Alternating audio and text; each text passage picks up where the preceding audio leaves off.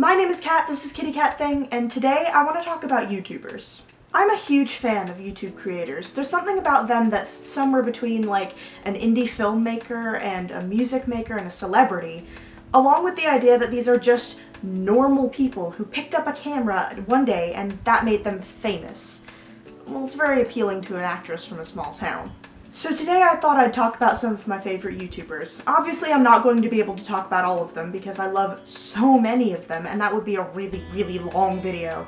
But I'm gonna hit on a couple of my favorites and maybe it'll introduce you guys to some new people, some new faces, or maybe it'll just bring about some love for some old faces. So let's get started.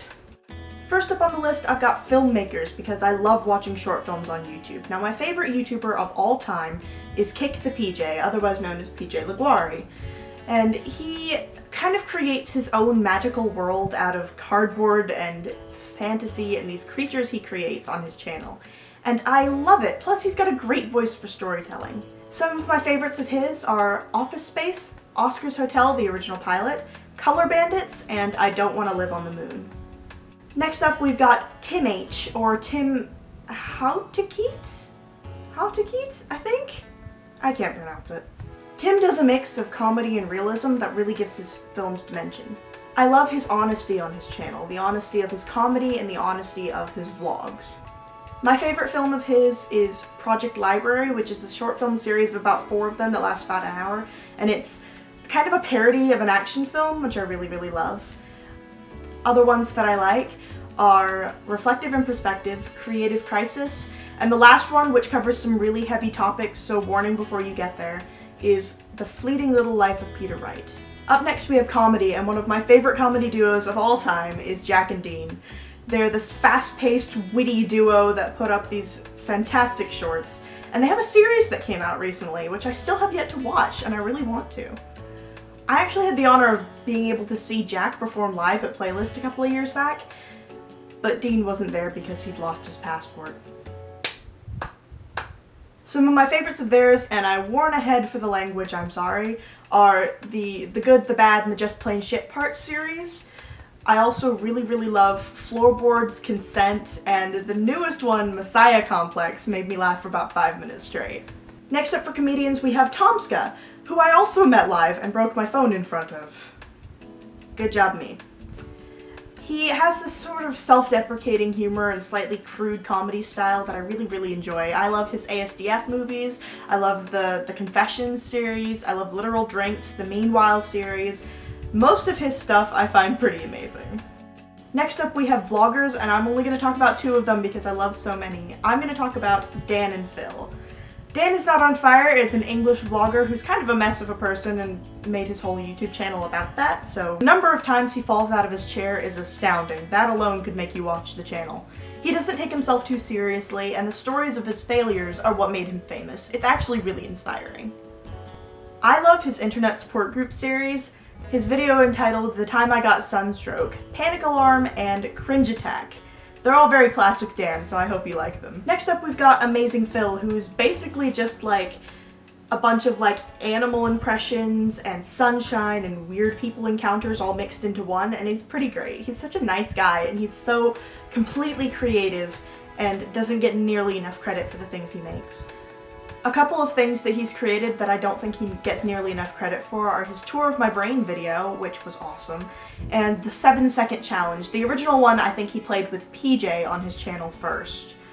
One last thing for Phil.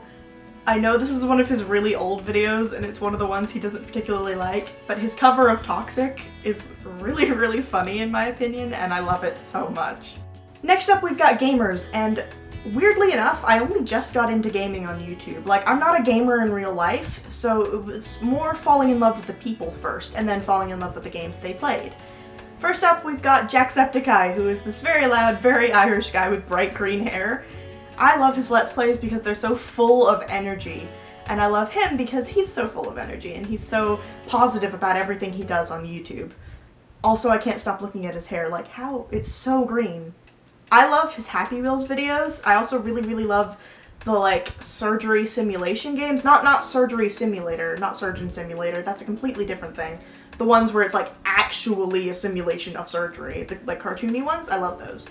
I also really love his reading your comments videos because they make me laugh so hard. Up next we've got Markiplier, who's this really giggly, insanely positive guy who's using his channel as a force for good, and I love that.